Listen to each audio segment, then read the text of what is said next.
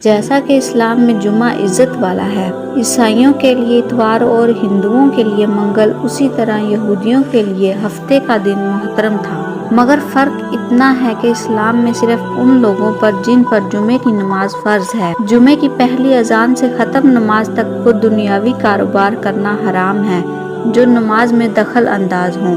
عورتیں، بچے، مسافر اور بیمار لوگ اس حکم سے علیحدہ ہیں کیونکہ ان پر جمعہ فرض نہیں ہے، لیکن یہودیوں اور عیسائیوں کے ہاں ان سارے دنوں میں دنیاوی کاروبار حرام تھے اور خاص کر شکار کرنا سخت جرم۔ موسیٰ علیہ السلام کے بعد یہ واقعہ پیش آیا کہ بنی اسرائیل کی ایک جماعت بحر کلزم کے کنارے شہر یالا میں رہتی تھی جو مدینہ منورہ اور شام کے درمیان ہے۔ یہ لوگ مچھلی کے بہت شوقین تھے۔ رب کی شان یہ کہ ہر ہفتے میں دریا میں بے شمار مچھلیاں نمودار ہوتی تھی، یا تو ان کے امتحان کے لیے یا اس مچھلی کی زیارت کے لیے جس کے پیٹ میں حضرت یونس علیہ السلام رہتے تھے۔ باقی دنوں میں سب مچھلیاں غائب ہو جاتی تھیں۔ ان کے منہ میں پانی بھر آیا اور سوچنے لگے کہ کسی تدبیر سے ان کا شکار کرنا چاہیے جس سے شکار بھی ہو جائے اور ہفتے کے دن کی بے حرمتی بھی نہ ہو۔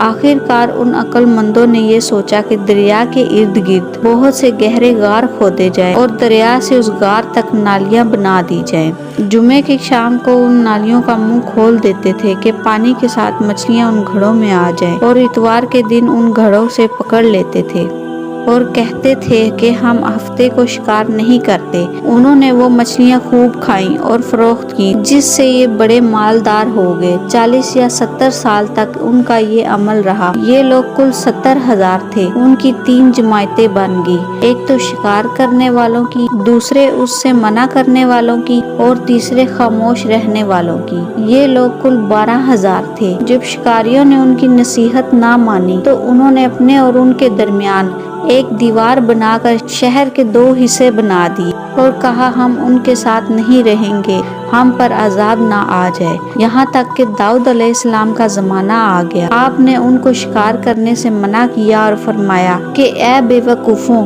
قید کرنا ہی تو شکار ہے۔ جیسے کوئی ہرن کو جال میں پھانس لے، اس نے شکار کر لیا، کھائے یا نہ کھائے، اور کھائے تو آج ہی کھائے یا کبھی دوسرے وقت۔ غرض یہ کہ ہفتے کے دن تمہیں شکار کی ممانعت ہے، نہ کہ فقط ہاتھ میں پکڑنے کی یا کھانے کی۔ اس سے باز آ جاؤ ورنہ عذاب میں گرفتار ہو جاؤ گے۔ شکاریوں نے کہا ہم تو بہت عرصے سے یہ کام کر رہے ہیں، اگر یہ برا ہوتا تو اب تک ہم کو امن کیوں ملتا۔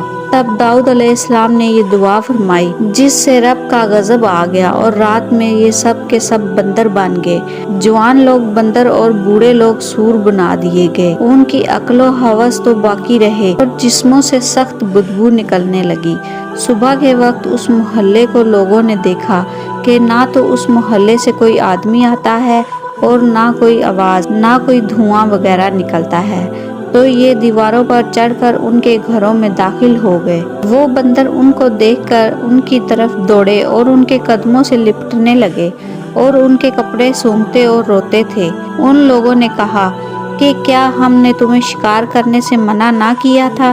وہ لوگ سر ہلاتے اور آنسو ان کے رخساروں پر بہتے تھے۔ اس حال میں ان کو 3 روز گزرے اور سب ہلاک کر دیے گئے، نہ کوئی باقی بچا اور نہ ان کی نسل چلی۔ لوگوں میں یہ مشہور ہے کہ موجودہ بندر ان ہی کی نسل میں سے ہیں، لیکن یہ غلط ہے، ان سے پہلے بھی بندر تھے، اور یہ موجودہ بندر ان سے پہلے بندروں کی اولاد میں سے ہی ہیں، کیونکہ صحیح روایت میں ہے کہ کوئی مسخ شدہ قوم 3 دن سے زیادہ نہیں جیتی، نہ کھاتی ہے، نہ پیتی ہے، اور نہ ہی ان کی نسل چلتی ہے۔